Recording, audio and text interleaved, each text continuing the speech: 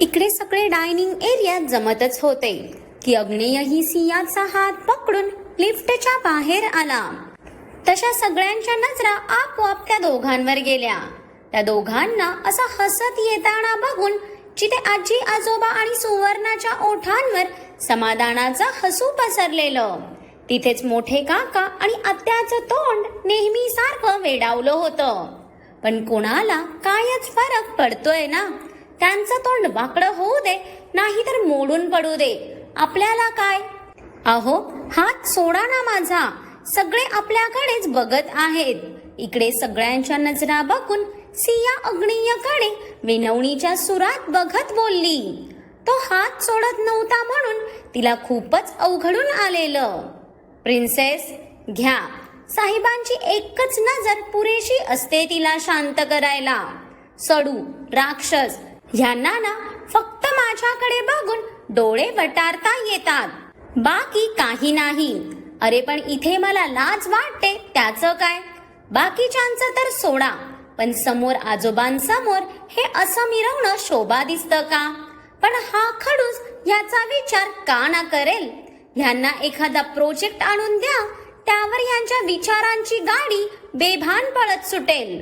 सिया मनात बडबडतच नाक मुरडायला अग्नीच्या त्या तीक्ष्ण नजरेत तिची ही रिॲक्शन अगदी बरोबर कॅप्चर झाली आणि ती मनात आपल्याला शिव्या घालतीये जाणून त्या क्षणातही त्याला तिचं हसू आलं. जाणा मला शिव्या घालतीये ना. त्याने हळूच तिच्या कानापाशी कुजबुजताच तिचे पाय जागीच थांबले आणि ह्याला कसं समजलं या आविर्भावात ती डोळे मोठे करून त्याच्याकडे बघतच राहिली. पण त्या घाबरलेल्या सशावर अग्नीला किती ते प्रेम आलं. कसली गोड दिसत होती ती. म्हणजे मी बरोबर ओळखलं तर. पण जाणा आपल्या कल्चरमध्ये तर पतीला परमेश्वर मानतात ना. पण इथे तू तर तुझ्या पती परमेश्वरला शिव्या घालतीये. I think this is bad thing. हा अग्नेय मुद्दामून बाकीच्यांकडे पाठ करून सिया समोर येऊन उभा राहिला. त्याला त्यांचा हा मस्तीचा गोड मोमेंट कोणी बघावं मंजूरच नव्हतं. त्याच्या जाणाचे हे नखरेल एक्सप्रेशन फक्त त्याच्यासाठी होते.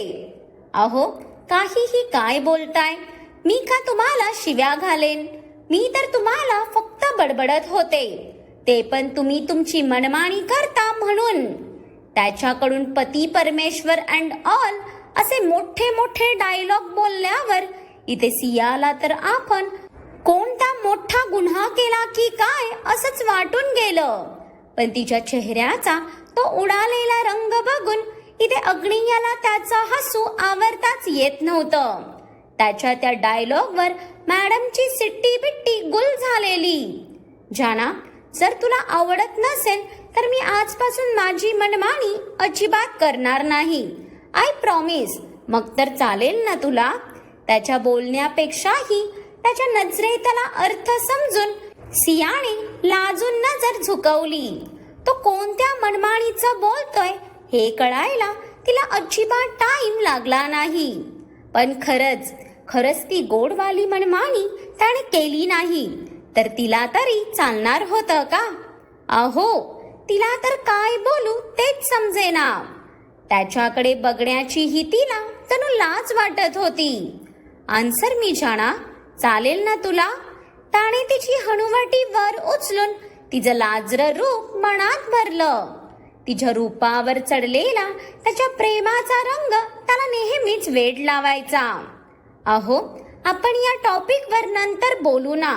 आता सगळे आपल्याकडेच बघत आहेत. तिला तर त्याची नजर बघूनच अगदी पाणी पाणी झालं. त्याचं प्रेम होतच इतकं खोल की त्याच्या स्पर्शा इतकी त्याची नजरही तिला छळून सोडायची. मग आज रात्री आपण या टॉपिक वरच गहन चर्चा करू. त्याने परत हळू आवाजात पुटपुटत तिला तसाच आणून त्याच्या बाजूच्या चेअरवर बसवलं. अहो तुमची कॉफी, डेली मॉर्निंगची कॉफी त्याला तिच्या हातची लागत असल्याने ती पटकन उठायला जाणार की प्रिन्सेस सिट, आपल्याकडे मे बी स्टाफही आहेत आणि त्यांना माझ्या कॉफीची चॉईस माहीत आहे, सो ते आणून देतील. जाणा, विसरू नको, तू या मेन्शनची क्वीन आहेस, या अग्नेय अग्निहोत्रीची वाईफ, कोणी घरातला साधारण मेंबर नाही.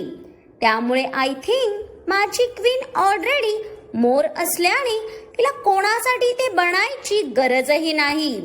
अग्नेयने शेवटचं वाक्य बोलताना त्याची करडी नजर देविकावर आणली. तसा क्षणभरासाठी देविकाचा श्वासच अडकला, पण तिने लगेच स्वतःला नॉर्मल करत नजर फिरवली. अग्नेयच्या बोलण्याचा रोग समजताच इथे बाकी सगळे क्षणभर अवाक झाले, कारण अग्नेयच्या शब्दाचा वार नेहमीच थेट असायचा. पण आता देविकाच्या हाताच्या मुठी मात्र आवळल्या गेल्या. काल ती त्याच्या जाणाला खूप काही बोलली होती, हे विसरणार थोडी होता तो, आणि नाही तिला विसरू देणार होता. भलेही आज हे सर्व त्याने थोडं नरमाईत घेतलं होतं, पण प्रत्येक टाइमला तो कोणती चूक सहन करून घेणार नाही, हीच वॉर्निंग होती त्याच्या नजरेत. अहो, सियाला सकाळी सकाळी घरात नसते भांडण आणि रडारड नको असल्याने ती पटकन अग्नेयचा हात पकडायला त्याच्या समोर त्याची कॉफी आणि तिच्या समोर तिचा चहा नाश्ता आला. ते बघून सर्वांनी चुटकेचा श्वास घेतला, कारण जर आता अग्नेय सुरू झाला असता तर देविकाचं काही खरं नव्हतं. तसं तर सर्वांना हा स्त्रीचा तमाशा बघायला आवडलं असतं, पण त्यात नाश्ता थंड झाला असता त्याचं काय. मॉम, आरव आणि नित्या कुठे आहेत? सियाचं लक्ष बाजूच्या चेअरवर जाताच तिने आश्चर्याने सुवर्णाकडे बघितलं, कारण रोजची सकाळ तर त्या दोघांच्या डायनिंग टेबलवरच्या भांडणाने तर सुरू व्हायची. मग आज भांडण करणारे हे दोन्ही प्राणी लगेच कुठे लुप्त झाले म्हणायचे. तसं तर एकमेकांसोबत लुप्त झाले तर चांगलंच आहे, पण ती दोघंही एकमेकांना जास्त टाइम झेलूही शकत नव्हती. ओ येस, बेबी ही अजून खाली आली नाही. घ्या, या बाईला अर्धा नाश्ता करून झाल्यावर आठवलं वाटतं हिला ही एक मुलगी आहे ते. म्हणजे ही बाई म्हणून तर चुकीची आहेच, पण आई म्हणूनही काही बोलायला जागा नव्हती. अगं बाई देविका, नशीब नाश्ता संपायच्या आधी तरी तुला आठवलं म्हणायचं की नित्या अजून खाली आली नाही ते पण सियाने तिचा विषय काढला नसता तर ते पण आठवलं नसतं म्हणा. आजीने देविकाकडे बघून हातात सुस्कारा सोडला. म्हणजे असे काय कर्म केले की अशी मतलबी पोरं जन्माला आली, तेच तिला समजत नव्हतं. पण म्हणतात ना, कर्माची शिक्षा इथेच भोगावी लागते म्हणून. त्याचंच अनुसरण करत आजी संधीचा फायदा घेत वेळोवेळी देविकाला टोमणा मारून घ्यायची. तेवढंच मनाचं आत्मिक समाधान होऊन तिचा बीपी स्टेबल राहायचा ना. देविका, नित्याची तब्येत बरी आहे ना? आणि तू अशी कशी आपल्याच मुलीला विसरून नाश्ता करत बसलीस? रमेशनेही काळजीने वरच्या दिशेला पाहत त्याच्या रागाची नजर देविकावर आणली, कारण अजूनही त्याला त्याच्या गुणाच्या लेकीची चाहूल लागली नव्हती ना. ते म्हणजे रमेश, मला वाटलं बेबी झोपली असेल म्हणून मग मी नाश्ता स्टार्ट केला. पण तुम्ही 2 मिनिटं थांबा, मी स्टाफला तिला बोलावून आणायला सांगते. रमेश नित्याला घेऊन किती पॉझिटिव्ह आहे जाणून देविका घाईघाईत कोणा स्टाफला आवाज देणार की आजोबांनी लगेच तिला अडवलं. तसंही खूप लवकर तिच्यातली मदर इंडिया जागी झालेली ना. देविका, राहू दे, ही बघ मुलं खाली आलीच. आजोबांच्या आवाजाने अग्नेय सोडून सर्वांचं लक्ष पायऱ्यांकडे गेलं, तर कुणाल आणि आरवच्या पाठोपाठ नित्याही शांततेत खाली उतरत होती. पण त्या तिघांच्याही चेहऱ्यावरचे उडालेले फ्यूज बघून जिथे सर्वांच्या थोबड्यावर प्रश्नचिन्ह उमटलेलं, तिथे अग्नेय मात्र निवांत कॉफी पीत त्याच्या मोबाईलमध्ये काहीतरी करत होता. जणू ह्या जगाशी सध्या त्याला काहीच घेणं देणं नव्हतं. इतका तो त्याच्या फोनमध्ये तल्लीन झालेला. सियाच्या बाजूची चेअर खाली दिसताच कुणाल लगबगीत येऊन तिथे बसणार. तोच आरवने येऊन पटकन त्यावर बसून घेतलं. तसा कुणाल चरफडत त्याच्या बाजूच्या चेअरवर बसला आणि नित्या त्याच्या त्या बाजूला बसली. आरू, राजा तू ठीक आहे ना? आरवला इतकं शांत बघून सियाने काळजीने आरवच्या गालावर हात ठेवला. गुड मॉर्निंग वहिनी, don't worry, I am absolutely fine. आरवने सियाच्या डोळ्यातली काळजी बघून चेहऱ्यावर खोटं हसू आणत पुढे झुकून तिच्या कपाळावर ओठ टेकवले. तेव्हा कुठे जाऊन सियाच्या चेहऱ्यावर हसू फुललं, जे बघून अग्नियही काहीसा शांत झाला. त्याला त्याच्या या दोन्ही जीवांवर जरा जास्तच लक्ष द्यावं लागायचं. काय करणार, दोघं जितके अतरंगी होते तितकेच हळवेही. नीतू बेबी, तू ठीक आहे ना? देविकाही नित्याच्या उतरलेल्या चेहऱ्याचं निरीक्षण करत तिला प्रेमाने विचारते. पण हिचं प्रेम आपल्या बेबीला कसं पटेल ना? मॉम, मला काय झालंय? आत्ताही मी स्वतःच्या 2 पायांवर चालत आलीये म्हणजे ठीकच असणार ना? घ्या, म्हणजे या मॅडमला तिचा मूड ऑफ आहे याचं जगजाहीर करत तणतणून उत्तर द्यायचं होतं वाटतं. तिच्या या तिखट उत्तरावर सगळ्यांच्या माना तिच्याकडे फिरल्या. आरवनेही तिच्याकडे तिरक्या नजरेने कटाक्ष टाकला. पण ती बया तर शांततेत तिचा नाश्ता ठुसत बसलेली. आरू, तुमच्या दोघांत काही बिनसलंय का? सियाने आता तिची नजर आरववर रोखली. ती भले त्याला हळू आवाजात बोलली असली तरी तिच्या आवाजात त्याला हलकी जरब जाणवली.